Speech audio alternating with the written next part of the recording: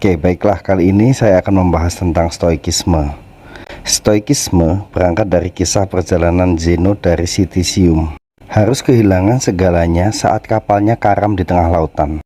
Singkat cerita, kapalnya karam, ia mendapati dirinya di Athena. Usianya saat itu 22 tahun.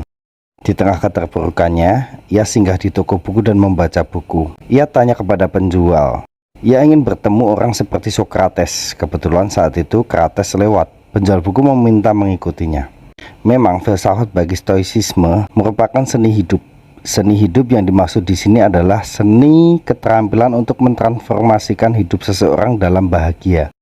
Kebahagiaan bagi stoicisme tidak berada di luar sana, tetapi ia berada di dalam diri kita. Dengan menyadari hal ini, akan membuat seseorang waspada dari kemungkinan jatuh dalam emosi yang tidak seharusnya. Inilah konsep apatheia yang merupakan tujuan ideal stoicisme untuk hidup bahagia. Dalam konsep yang diperkenalkan stoicisme, ada 4 hal yang harus kita lakukan untuk hidup kita lebih tenang. Yang pertama adalah dikotomi kendali. Bagi stoicisme, emosi merupakan produk dari penilaian. Emosi bukan menyangkut aspek rasa seseorang atau sesuatu di luar dirinya, tetapi menyangkut suatu penilaian kita atas sesuatu hal tersebut. Ia melibatkan tindakan persetujuan yang sadar terhadap suatu kesan. Emosi yang buruk adalah kesalahan menalar atau kesalahan penilaian. Hal ini yang kemudian menyebabkan emosi menjadi penyakit bagi jiwa. Sama halnya seperti pada tubuh, ia harus segera disembuhkan. Fokus dikotomi kendali yaitu pada apa yang berada di bawah kontrol kita, seperti penilaian dan semacamnya. Sedangkan yang berada di luar kekuasaan kontrol kita, ia diatur oleh logos semesta. Bagi kaum Stoa, sebagai manusia, kita harus menyesuaikan kodrat rasional kita dengan rasionalitas alam semesta.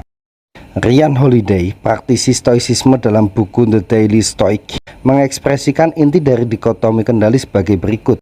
Kita tidak bisa mengendalikan apa dan bagaimana sesuatu terjadi. Yang bisa kita kendalikan adalah bagaimana kita bereaksi terhadap apa yang sedang terjadi. Disinilah letak penting dari praktik askesis, yaitu mendisiplinkan diri, berlatih mengontrol sesuatu yang up to us, tidak disibukkan dengan sesuatu yang not up to us. Karena pada hakikatnya menurut stoicisme, yang mengganggu kita bukanlah sesuatu hal, tetapi penilaian kita sendiri terhadap suatu hal.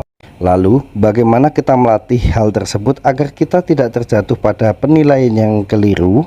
Dalam pembahasan fisika Stoa, jiwa manusia ada sebuah prinsip pengendali atau prinsip komando yang disebut hegemonikon. Prinsip ini mampu memberitahu mana hal yang tergantung pada diri kita dan mana yang sepenuhnya di luar kuasa kita. Takdir hari ini hujan itu di luar kendali kita. Contoh lain, pandemi COVID yang menyebabkan ekonomi kita kacau balau itu di luar kendali kita. Akan tetapi perasaan sedih yang berlarut itu adalah kendali kita.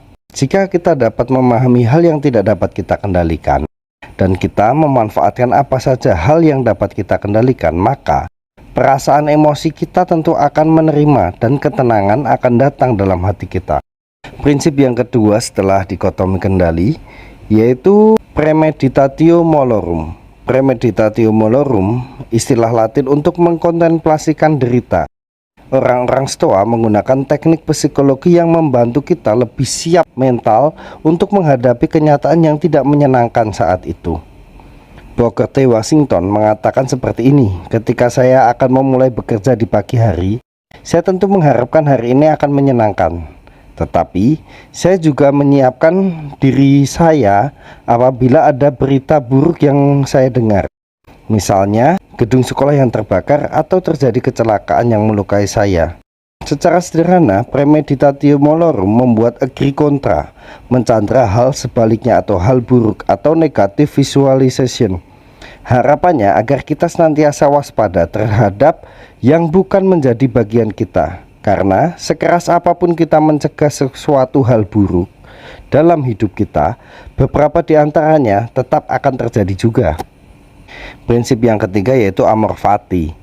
Istilah Latin ini umumnya diartikan mencintai takdir. Akan ada hal-hal atau keadaan dalam hidup yang memang sama sekali tidak dapat kita ubah. Dan cara terbaik menghadapinya adalah menerima dengan lapang dada keadaan tersebut. Penerimaan, acceptance, ini ternyata sangat sulit dilakukan. Ego kita akan selalu berusaha meyakinkan diri kita bahwa berbagai hal harus berjalan sesuai kehendak kita, bahwa kita harus bisa mengubah berbagai hal sebagaimana seharusnya kita harapkan. Kata andai itu menimbulkan penyesalan, sehingga kita harus lebih mencintai takdir. Yang terakhir, yang keempat, memento mori. Konsep ini memberi nasihat agar kita membayangkan kematian kita sendiri. Kehidupan kita akan berakhir. Dengan berpikir demikian, maka kita akan menghargai betapa beruntungnya kita diberi kesempatan untuk hidup, mengisi kehidupan dengan berbagai aktivitas yang lebih baik. Tujuan dari latihan ini bukan merubah aktivitas kita, tetapi merubah mindset kita, bagaimana kita membawa aktivitas tersebut ke arah yang lebih baik. Dengan menyadari bahwa kita akan kehilangan apa yang kita miliki, maka akan membangkitkan penghargaan kita terhadap hal tersebut. Mumpung masih diberi waktu, memento mori membantu kita untuk mensyukuri keadaan, kehidupan, dan lebih bersukacita menjalaninya. Kematian begitu dekat. Pandemi COVID-19 saat ini menjadi etalase besar yang menunjukkan bahwa kehidupan manusia sangatlah rapuh. Seseorang bisa berakhir kapan saja, akhirnya hidup hanya soal waktu.